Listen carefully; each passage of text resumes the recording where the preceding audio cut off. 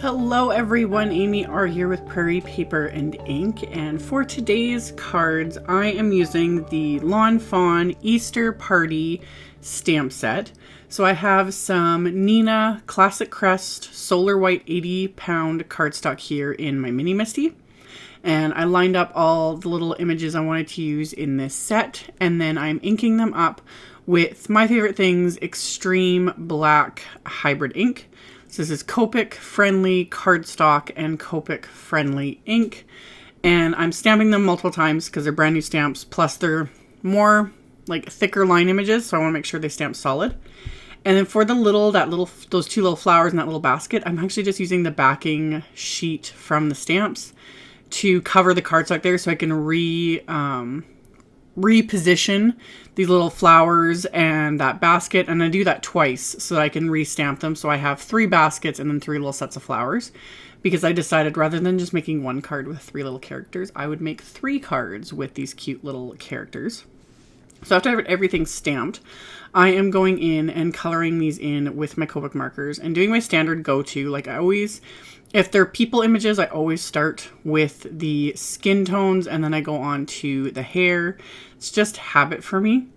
So I decided to do them all in different little skin tones just to kind of mix things up. And it's something I don't get a chance to do very often because I'm always jumping around doing all sorts of different images, you know, florals and etc, etc, etc. So with these 3 little characters, I thought it'd be fun to do them in different skin tones. So I just kind of mixed up some of my like different brown shades and then did my all again standard, just going from darkest to lightest with Lawn Fawn images because of the size of them and the fact that they have the thicker line images and they're already like uber cute. I find I don't feel the need to do a ton of blending or anything like that, or just a lot of like color variation. It's once the color is just there, they're just so cute. They just work.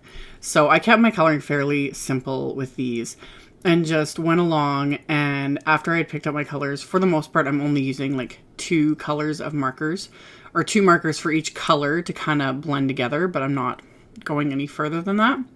So I kept it all really, really simple. I did, you know, the pink for this her fun little flower outfit, and then for those other little flowers. And then I'm going to use a couple of greens for her actual little dress and her little shoes. And then I'm going to use those exact same greens to do the leaves of the flowers, just keeping everything simple. Simple, simple, simple is what I like to do. Sometimes I get myself a little too overwhelmed and I overthink, you know, the amount of colors you can use and the techniques you can use and the different blending and and I was like, no, just color these and then go on to the next step. So for the little bunny outfit, I just did some light grays here just to give it some shading and definition. And then went in and just used the same pinks I'd been using on their little cheeks to fill in the ears and little nose of the bunny. And then for this little chick outfit, I used yellows, and I used the same yellows on the little tulips as well.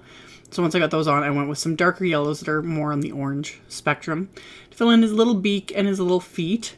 And then once I'm done all the coloring, I'm going to take my white gel pen and start adding just little highlights and whatnot just to make everything pop. So just going along, adding little highlights.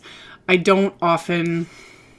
I kind of habit is to, I see the light source is coming from the upper right generally, but even then, I just add highlights wherever I feel like it. I don't put too much thought into it. I do get asked a lot about, kind of explaining it more, but honestly, I don't really think about it. Just kind of add a little bit of a white line and I'm good to go.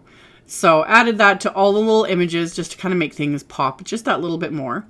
And then I'm using the coordinating die set to die cut all of these. So I'm just taping them into place with my little bits of washi tape here. And then I'll end up having to run it through my machine multiple times to die cut all of the little flowers in the little basket.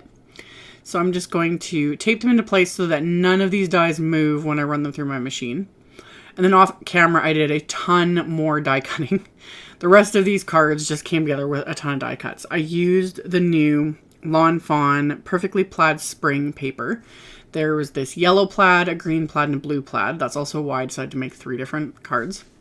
So I die cut those with a stitched rectangle die, and then I used the watercolor Wishes 6x6 pad, and that's what all the other elements like the sentiment, the grass, these light blue rectangles, all of that was die cut from that pattern paper. And then I also used the Lawn Fawn meadow borders to create that grassy edge, and then the Happy Easter line border. So once I was kind of figuring out how I wanted to lay everything out, I decided to adhere this rectangle flat to the pattern paper rather than pop it up, so that once this is adhered, I can adhere my sentiment. And for my sentiment, I'm using just Collage medium matte in a fine tip applicator bottle. I know a lot of people really love the Collage medium. They find it's thinner and it doesn't clog up. I still am kind of on the fence with this. I find it clogs up on me.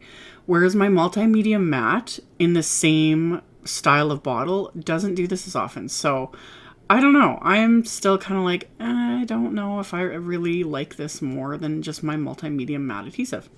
But to each their own.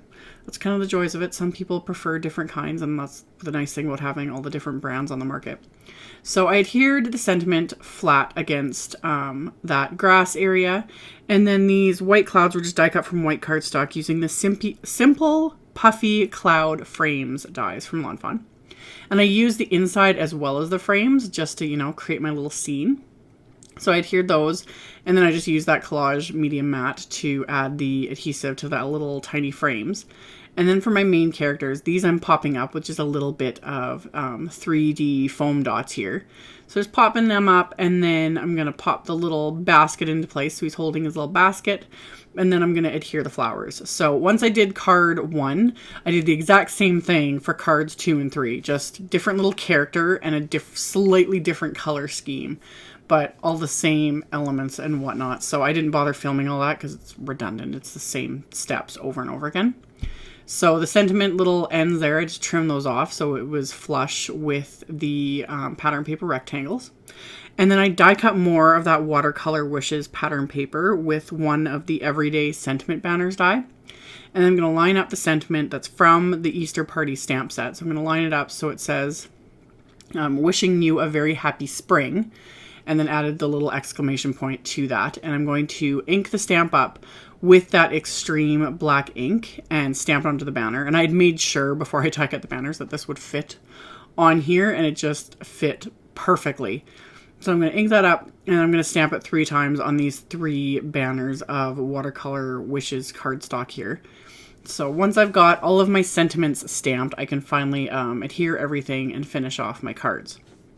So I decided to keep the insides of the cards really simple and just have these sentiment banners.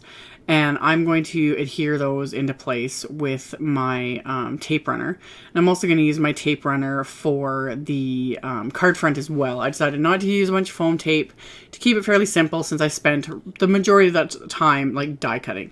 This video came together really quickly, but the actual time to do this much die cutting for 3 cards, it took a little while. But always fun to kind of create all these little scenes, all these different little elements. So I adhered the card front to the card, and then each of these little sentiment banners I'm going to adhere to the inside of the card, and I just matched the color of the sentiment banner with the color of the Happy Easter sentiment on the front of the card. So that way everything's kind of matchy-matchy, and all of my cards are heavyweight white cardstock cut to 4 1/4 by 11 inches, and then I scored them at 5 1/2. So these cards are top folding A2 size cards, so 4 1/4 by 5 1/2 inches. And that finishes off these fun little cards. So I will have links below the video to my blog post with links to all the supplies used and pictures of my blog post, etc. So you can check that out below if you're interested. Thank you all so much for watching and subscribing and thumbs upping and commenting on my videos. I really appreciate it. And I will see you all very soon in the next one. Bye.